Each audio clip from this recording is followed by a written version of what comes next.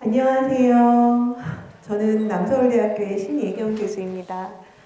여러분을 만나 뵙게 돼서 매우 반갑습니다. 오늘 오는 길을 보니까 벚꽃이 굉장히 많이 피어 있어서 정독도서관이 조금 더 이 시간에 좀 많이 빛이 나는 것 같습니다. 보니까 이제 어린 친구들이 굉장히 많은데요. 자, 저는 도시하고 건축을 같이 공부를 했어요. 그래서 여러분들께 하나 먼저 이 내용을 설명드리기 전에 질문 한번 해볼게요. 자, 기차 타본 사람? 당연히 다 타봤죠.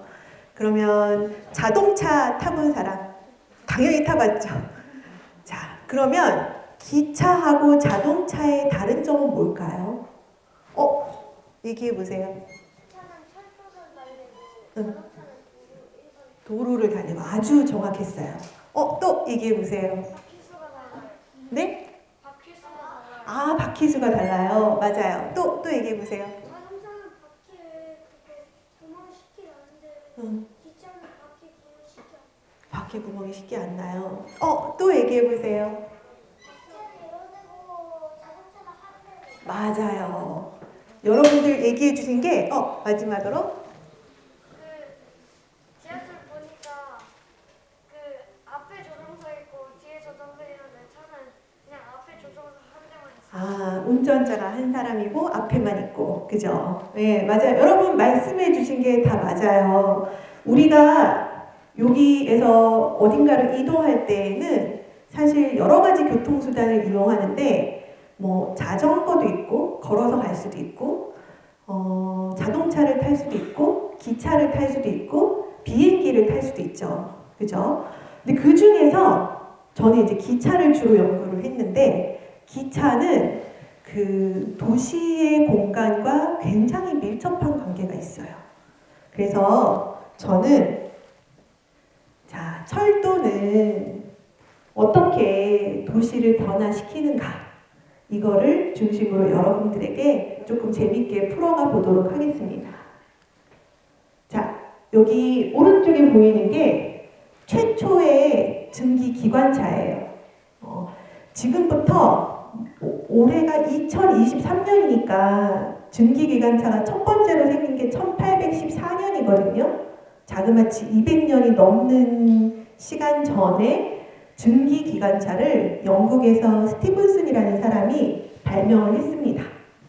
그리고 그로부터 약 10년이 지나서야 스톡턴하고 달링턴 사이에 증기 기관차가 운행을 하게 돼서 여기처럼 지금 여러분들이 생각하시는 기차하고 좀 많이 다르죠. 이렇게 사람들을 태우고 움직였습니다. 첫 구간은 굉장히 짧은 구간이었어요. 그리고 나서 1930년에 리버풀하고 맨체스터 사이에 50km가 넘는 구간에 철로가 부설이 됐고 여러 사람들이 이제 드디어 사람들이 이동할 때 쓰이게 되었습니다. 이때는 철도역이 사실 따로 없었는데요. 그로부터 좀 더 지나가고 나서 리버풀의 크라운 스트리트 스테이션이 첫 번째 최초의 철도 역사가 되었습니다. 그래서 이렇게 1814년에 영국에서 증기기관차가 발명된 이후로 1829년에는 미국, 1831년에는 프랑스, 1835년에는 벨기에, 독일, 1837년에 오스트리아, 1839년에 이탈리아 이렇게 쭉 가죠. 그리고 1872년이 되어서야 일본에 시작이 됐는데요. 그 우리나라는 언제 시작이 됐을까요?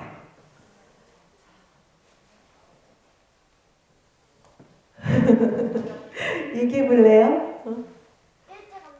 일제강점기, 강점기 약간 비슷한데. 얘기해 보세요. 1973년. 자, 이제 제일 가까웠어요. 지금 얘기한 것 중에. 우리나라는 1899년에 전차가 처음으로 들어왔고 1900년에 처음으로 서울과 인천 사이에 철도가 생기기 시작했습니다. 자, 제가 처음에 도입 부분에 말씀드렸잖아요. 철도가 도대체 어떻게 우리의 살고 있는 도시 공간을 변화시키는가. 자, 기차하고 철도역하고 도시는 도대체 무슨 관계가 있을까? 한번 살펴보도록 하겠습니다. 자, 문제예요. 여기 보이는 게 우리나라 최초의 기차의 모습입니다. 이 기차는 아까 친구들이 얘기해 준 거랑 비슷한데요. 다른 자동차나 비행기하고는 굉장히 다른 특성을 가지고 있어요. 그 힌트가 사실 이 사진에 있습니다. 두 번째 사진 다시 볼게요. 잠깐만요. 이게 뭘까요? 네. 위에서 아래를 내려다본 사진인데 철도역을 위에서 내려다본 사진이에요. 기차가 지나다니는 길, 철도 노선, 궤도만 찍은 사진이죠. 그죠? 그 다음 거 한번 볼까요? 이게 프랑스 파리에 있는 동력의 사진인데요. 이게 최초 동력이 생겼을 때, 그리고 좀 더 시간이 지나서 이거는 현재의 파리 동력입니다. 이게 조그맸던 철도 노선이 점점 불어나서 현재는 이만큼의 철도 노선을 가지고 있습니다. 자, 다음 마지막 사진 한번 더 볼게요. 그랬더니 이제 어떻게 됐을까요? 이게 전체 프랑스의 지도예요. 1860년에는 왼쪽 같은 지도를 가지고 있었고 1910년에서 1930년, 이것도 거의 100년 전이죠. 100년 전에 철도 노선이 이렇게 되었습니다. 자, 지금 4개의 사진을 보여드렸는데요. 그럼 철도는 무슨 특징이 있을까요? 기차는 무슨 특징이 있을까요? 다른 것보다 사람을 더 많이 실어 나갈 수 있어요. 그렇죠. 또 도시랑 도시가 도시랑 이어지고 정해진 길이 아주 정확했어요. 가장 정확했어요. 또 헐렁한 통에서 다니는 맞아요. 철도는 다른 교통수단하고 달라요. 반드시 철도 궤도라는 그 정해진 길을 통해서만 다닐 수 있고요. 그 정해진 길을 다니기 때문에 이 한 번 궤도가 도시 위에 딱 설치가 되고 나면 얘를 드러내거나 움직이거나 휘거나 아니면 높이 올리거나 이게 굉장히 힘들어요. 그래서 한 번 철도 노선이 생기고 나면 얘가 움직이기 힘들기 때문에 그 도시에 영향을 줄 수밖에 없어요. 얘의 오른쪽에 있는 지역과 왼쪽에 있는 지역도 달라지게 마련이고요. 그래서 이 도시 공간에서 철도가 생겼다는 거는 아까 또 친구가 얘기했는데 한 번에 또 굉장히 많은 사람들을 이동시키잖아요. 그래서 그런 모든 특성을 가진 이 철도라는 게 이제 우리나라에서는 어떻게 됐는지 한번 살펴보도록 하겠습니다. 자, 우리나라에 철도가 언제 도입이 됐냐? 한번 최초에 철도가 들어오기 전에 전차가 먼저 들어왔어요. 전차는 똑같이 궤도 위에 열차가 다니는 건데 조금 더 작아요. 훨씬 작고 구간도 굉장히 짧죠. 그 1899년에 전차가 다니기 위해서는 이게 전기로 움직이는 열차라는 뜻이기 때문에 이때는 우리나라에 아직 전기가 들어오지 않았었어요. 그래서 전기 회사를 먼저 설립하고 그 이후에 전차가 들어오게 됩니다. 근데 이것도 그냥 막 들어온 게 아니라 앞서 막 1816년에 영국에서 처음 생기고 나서 한참이 지나서 우리나라에 들어오게 됐잖아요. 이거를 들어오게 된 계기가 있습니다. 1876년에 김기수라는 사람이 외국의 문물을 보러 다녀요.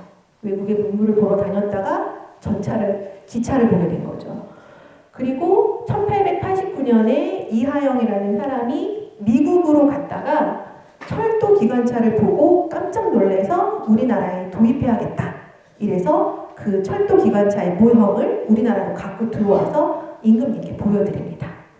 그리고 나서 이게 굉장히 중요한 문물이라는 걸 깨닫게 돼서 1899년에 서울과 인천, 그 다음에 1905년에 서울과 부산 사이를 처음으로 철도가 개통하게 됩니다. 한번 살펴볼까요? 김기수라는 사람이 일동기후라는 책에 이렇게 썼어요. 요코하마에서 신바시까지는 화륜거를 탔는데 루에서 조금 쉬었다. 일행의 행장은 배로 곧장 에도에 가까운 항구까지 보내고 몸에 필요한 의금과 기물 많은 차에 싣기로 했다. 근데 차는 보이지 않는데 기다란 행랑 하나가 40칸에서 50칸이나 되는 것이 길가에 있기에 차가 어딨냐고 물었더니 이게 바로 차라고 하더라. 아, 이게 행랑이라고 생각했는데 행랑이 아니라 열차였다 라는 일기였습니다.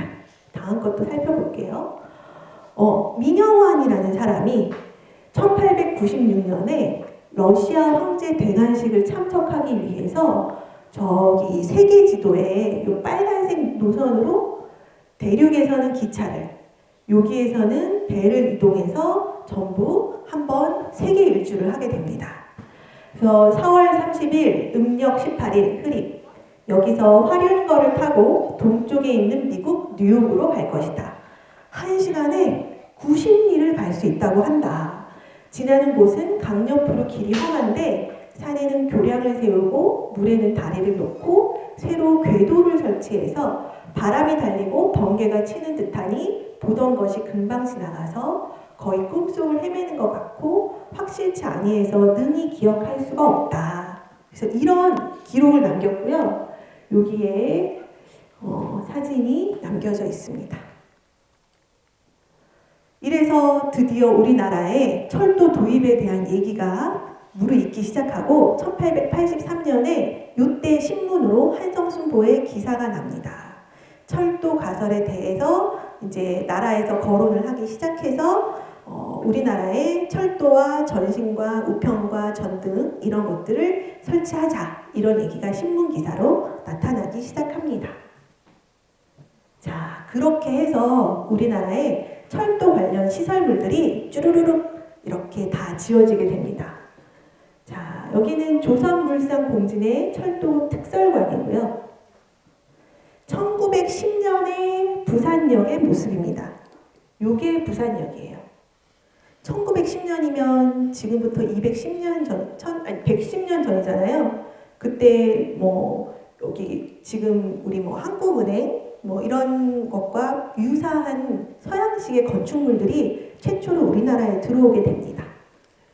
자, 청량리역 모습이고 외금강역 모습이고, 그러니까 국내에서는 볼 수 없었던 건물이 들어서게 되는 거죠. 용산, 우리 근처에 있던 용산, 근처에 있는 용산이죠, 여기. 그 용산역도 이런 모습으로 지어졌고, 현재는 전부 전쟁 때 불타서 사라지고 없어요. 자, 요거는 대전역이에요. 그리고 대구역. 그리고 신의주에 있는, 지금은 이제 북한이죠. 북한 신의주에 있는 철도 호텔, 조선 철도 호텔입니다. 지금 서울시청 근처에 있는 조선 호텔의 전신이에요. 그래서 이런 모습으로 계속해서 지어지게 되고 한반도 곳곳에는 철도 노선이 부설되게 됩니다. 이 빨간 점이 서울이면 서울에서 인천, 서울에서 춘천, 부산, 영천, 나진, 원산, 신의주까지 쭉 돼서 1900년에서 1942년에 경인선, 경부선, 경의선, 경원선, 경춘선, 중앙선 이렇게 많은 철도가 부설되기 시작을 합니다. 자, 철도 개통 이전에 교통망은 사람들이 걸어서 다녔어요. 걸어가고 있죠. 서울부터 부산까지 14일이나 걸린 거죠. 걸어서 가는데. 그러니까 한번 서울을 갔다 오려면 28일이 걸리는 거예요. 중간에 쉬는 거 없이도. 근데 철도 개통하고 나서 그리고 나서 어떻게 됐냐면 11시간이 소요가 됐대요. 지금은 얼마나 걸려요? 서울에서 부산? 네? 맞아요. 2시간 조금 넘죠. 그렇죠? 그러면 생각을 해보세요. 서울에서 부산까지 14일 걸린 거랑 지금처럼 서울에서 부산까지 2시간 내외 정도면 왔다 할 수 있는 거랑은 어떤 차이가 있을까, 우리가 지내는데. 어떤 차이가 있을까요? 더 빨리 왔다 갔다 할 수 있어. 그죠. 당연히 더 빨리 왔다 갔다 할 수 있죠. 그죠. 아침에 갔다가 저녁에 올 수도 있고, 그죠. 가볼 땐 빨리 갔다 왔어. 그렇죠. 또 시간 절약할 수 있죠. 그러니까 같은 시간 내에 굉장히 많은 일을 더 넓은 지역 간에서 뭔가 할 수 있게 됩니다. 자, 그러면 이제부터는 우리 여기 요 지역 서울이라는 도시 공간에서 서울역 그리고 기차가 어떤 일을 하게 되는지 한번 살펴보겠습니다. 자, 요거는 옛날 도성 대지도예요. 그래서 여기가 경복궁의 위치, 여기가 창덕궁의 위치, 우리가 사이 있죠? 경희궁. 그리고 요때는 이렇게 산으로 둘러싸여 있고 요 까만색 점점점점 제가 표시한 곳이 주요 도로였습니다. 사람들은 저기를 그냥 걸어서 왔다 갔다 했던 거죠. 요거는 근데 사실 그냥 그림이 있기 때문에 정확하지가 않아서 제가 위성 지도 위에다가 이 도성의 위치를 하나하나 한번 표기를 해봤습니다. 서울의 지형과 도시 형태는 이렇게 된 것이 이런 모양으로 되어 있고 요 도로가 실은 이렇게 된 도로입니다. 이게 철도역에 들어서기 이전에 옛 한성부 도시의 원래 모습입니다. 요 모습으로 조선 왕조 500년간 이렇게 이어져 왔고 도성 내 주요 도로망은 요 도로가 아주 가장 중요한 도로였습니다. 그걸 이제 좀 자세히 살펴보면 이렇게 되는데요. 처음 철도가 그 한성부, 당시의 서울 한성부와 인천에 최초로 건립되었을 때는 어디서부터 철도가 시작했냐면 요게 성곽이거든요. 성곽 안으로는 철도가 못 들어옵니다.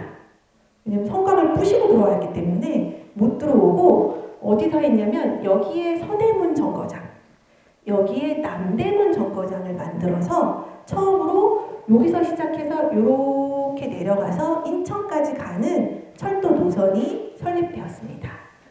근데 왜 서대문하고 남대문 앞에 시작했을까요? 이쪽도 아니고 다른 데도 전혀 아니고 인천이랑 좀 가까워서 또 똑같아요. 그럴 수도 있고요. 여기 지금 아까 주요 도로가 요 도로라고 했잖아요. 요 도로 사이에 사람하고 물품들이 제일 많이 이동을 했어요. 거기에 제일 가까워야 빨리 물품을 싣고 사람을 싣고 다른 데로 이동할 수 있겠죠.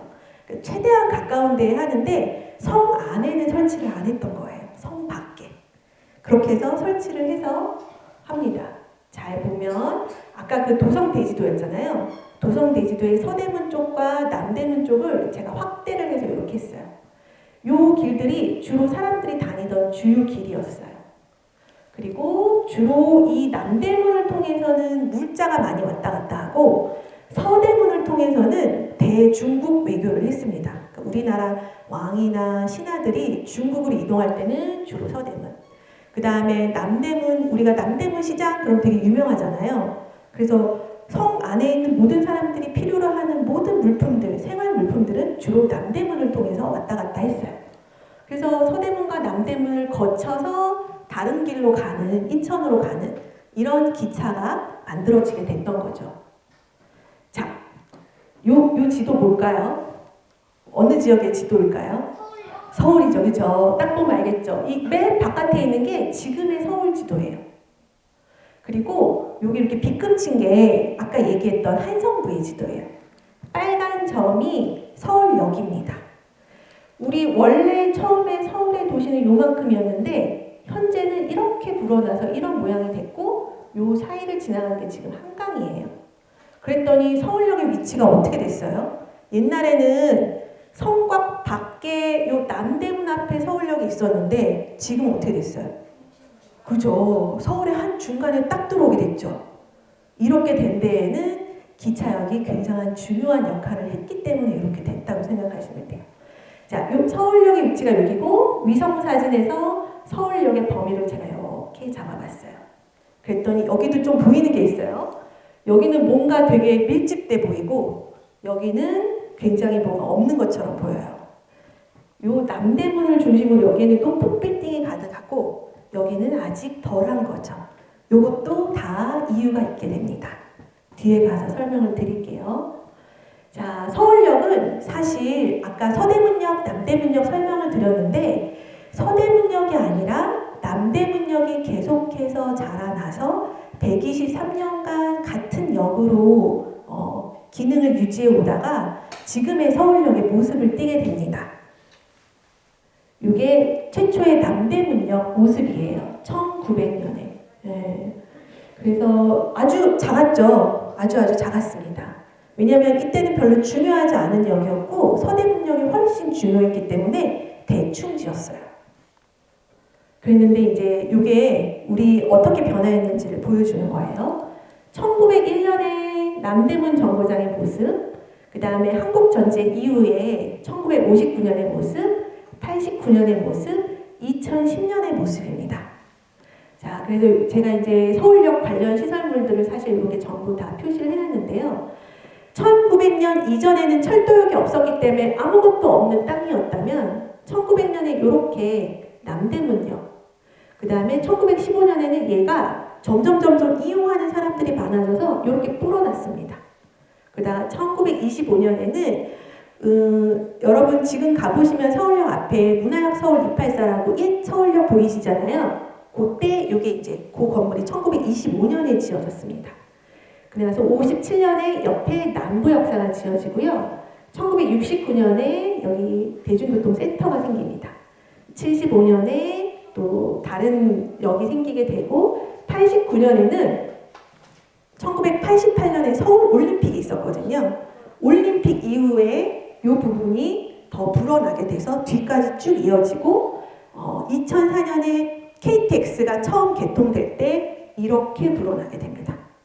자, 즉 1900년에서 2004년, 104년이 지날 때 이 서울역의 위치는 한 번도 변화하지 않고 계속해서 이렇게 건물이 불어나서 아주 커다랗게 만들어지게 됩니다. 작은 거였다가 큰 거로 불어나는 거는 어떤 의미가 있는 거예요? 중요하니까 커지는 거죠. 그리고 작았다가 커진다는 거는 사람들이 조금 이용했다가 훨씬 많이 이용한다는 걸 뜻한 거잖아요. 그러니까 서울역은 이렇게 시간이 흐르면서 점점 중요해지게 됐다라는 것을 뜻합니다.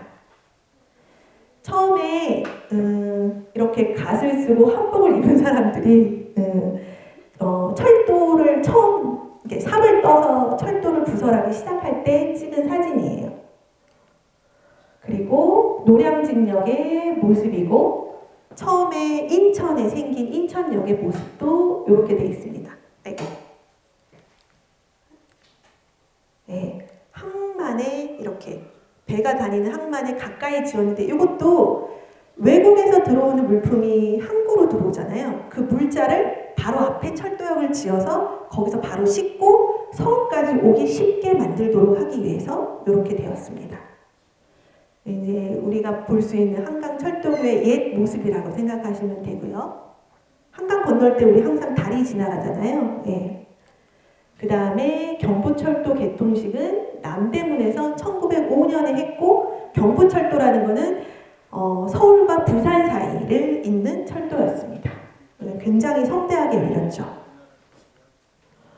자, 아까 이제 전차 얘기를 했는데요. 이렇게 기차가 들어오기 전에 전차가 처음 도입이 되게 됩니다.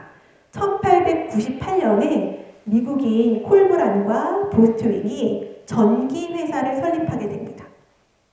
설립한 다음에 서대문에서 종로, 동대문, 청량리에 이르는 약 8km의 전차를 부설을 했고 그래서 이런 지금 보이는 사진처럼 이렇게 서울의 전차의 모습이 보여집니다. 전차는 아까 기차는 성곽 밖에서 해서 지역과 지역을 연결해 줬다고 하면 전차는 지금 우리 전철처럼 성곽 내에서 움직이기 시작했던 거죠. 그래서 요 노선들이 전차 노선이 됐어요. 신기한 거는 이 전차가 1969년에 전부 다 폐쇄가 되고 더 이상 사용하지 않게 됐거든요. 그리고 나서 1978년에 전차가 놓였던 그 자리 지하에 지하철 1호선이 생기게 됩니다. 예. 그래서 그대로 이용하게 되고요. 그래서 이게 남대문이에요. 이게 굉장히 오래된 100년 전의 사진인데 그 남대문 앞을 지나서 이렇게 전차가 이동을 했고 지금의 남대문 근처의 모습과 굉장히 다르겠지만 이런 식의 모습으로 전차가 지나다니고 있었습니다. 그래서 전차를 지나다니게 하려면 흙길은 더 이상 전차를 궤도를 놓을 수가 없어서 막 도로를 보수하기 시작합니다. 도로를 도로답게.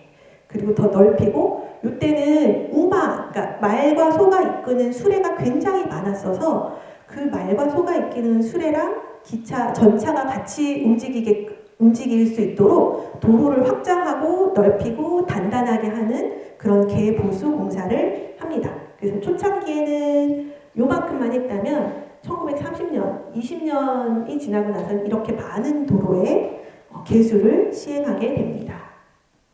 그래서 남대문 주변 지역은 이렇게 30년 정도가 흘러가면서 처음엔 아무것도 없던 것이 도로도 막 생겨나고 전차 노선도 생겨나고 기차도 생겨나고 이렇게 마구마구 변화하게 됩니다.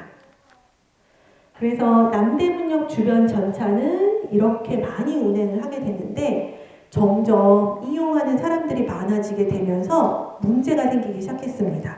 이제 전차하고 사람, 말, 소 사이에 차 사고 같은 게 계속 나는 거죠.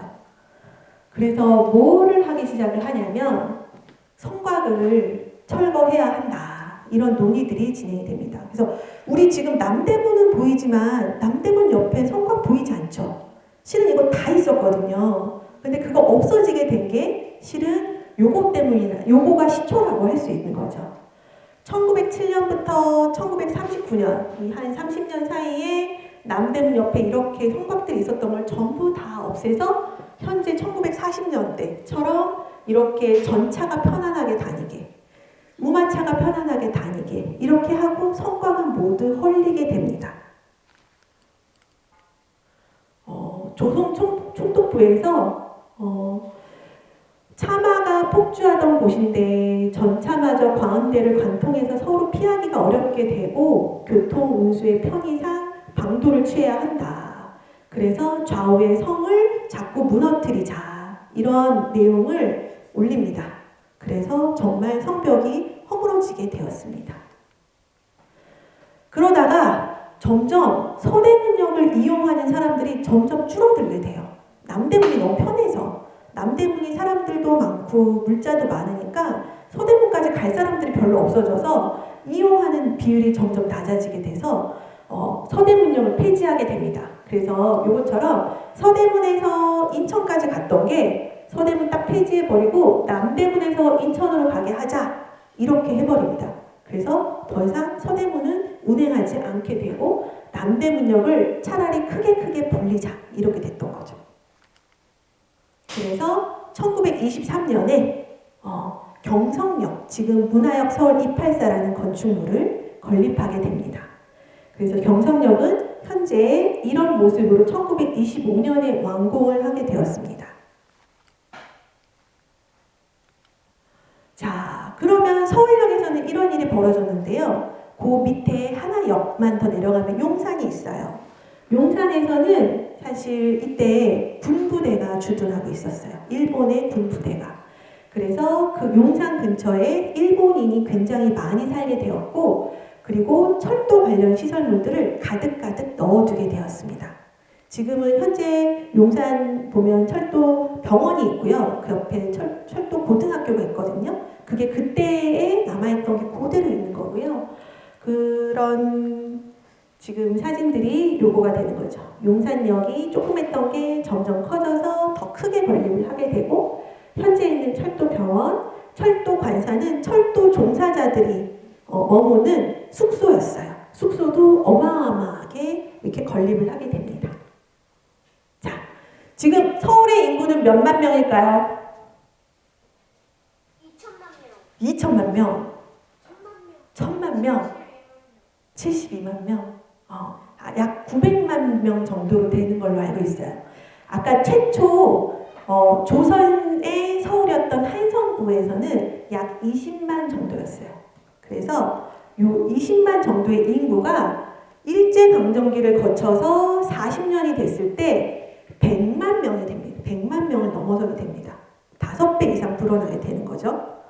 자, 그 인구가 다시 일제강점기 지나고 광복하고 전후를 지나서 또 어떤 연도에 이르게 되면 지금의 인구 1000만 명까지 불어나게 되는 거죠. 이렇게 사람들이 한꺼번에 5배 이상 불어나니까 경성역은 사람들이 넘쳐나기 시작을 했어요.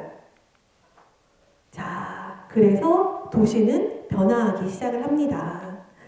아까처럼 이게 파란색이 한강이거든요. 한강이고 처음에 도성의 모습이 이랬다면 한강을 기준으로 이렇게 도시가 넓어졌다가 딱 1914년에 그 일본이 일제강점기에 도성의 크기를 딱 줄입니다. 한성부의 크기를 줄여서 경성부를 요만큼으로 만드는데 용산이 중요해서 용산을 포함해서 줄여버립니다. 그리고 나서 나중에 30년대가 되면 이렇게 다시 넓어지는데 이 까만색 노선이 전차 노선인 거죠. 그러니까 자세히 보면 전차 노선과 유사하게 서울의 외곽선이 변화했다. 이런 거를 조금 살펴볼 수 있죠. 자, 여기 까만색으로 보이는 게 건물이 지어진 거예요. 까만색이 아니라 하얀색으로 된 거는 건물이 안 지어진 거. 건물이 많이 지어진 곳이 이렇게 까만색으로 표시가 되는데 걔를 살펴보면 철도가 지나다니는 길 주변에 건물이 많이 세워졌더라 라는 걸 알 수 있죠. 그리고 나중에 청량리하고 영등포가 사람이 굉장히 많아지면서 여기도 마찬가지로 이렇게 건물이 지어진 지역이 이렇게 동서 방향으로 많아지는데 그것도 자세히 살펴보면 철도 노선과 관계가 있더라. 철도 노선 근처에 사람이 많이 살게 되더라 라는 뜻입니다. 자, 그리고 나서는 이제 1950년대가 됩니다. 한국전쟁에 여기 폭파되고 있는 서울역 전경 사진이에요. 이거는 비행기 위에서 찍은 사진이라고 합니다. 그래서 1920년에는 철도 노선이 우리나라 지도에 이렇게 그려졌다면 45년에는 조금 더 불어나서 이렇게 됐는데 2005년에는 여기가 38선이거든요. 여기가 딱 끊어져 있고 나머지 선들만 이렇게 남아있게 되는 모습이 됩니다. 자, 한꺼번에 우리가 1000만 명 거의 왔다고 했잖아요. 이게 요 그래프입니다. 1940년대에 20만 명이 100만 명까지 됐는데 1950년을 지나서 92년에 최고 1000만 명을 딱 찍습니다. 그러니까 50년이 안 되는 40년 동안 한꺼번에 또 900만 명 정도가 늘어나게 된 거죠. 네. 자, 이렇게 서울 인구가 변화하게 돼서 이제는 서울역이 더 완전 미어 터집니다. 그래서 이렇게 많은 사람들이 다니게 됐고요. 서울역에는 항상 굉장히 사고도 많고 사람들이 굉장히 밀리는, 그래서 1925년에 아까 지었던 경성역을 가지고 1960년대, 1970년대, 80년대, 90년대까지 사실 거의 계속 이용을 했거든요. 사람은 10배가 불어나서 1000만 명이 서울역을 지나서 부산을 갈 때 누구나 다 거의 대부분 서울역을 이용했기 때문에 굉장히 복잡해지게 됩니다.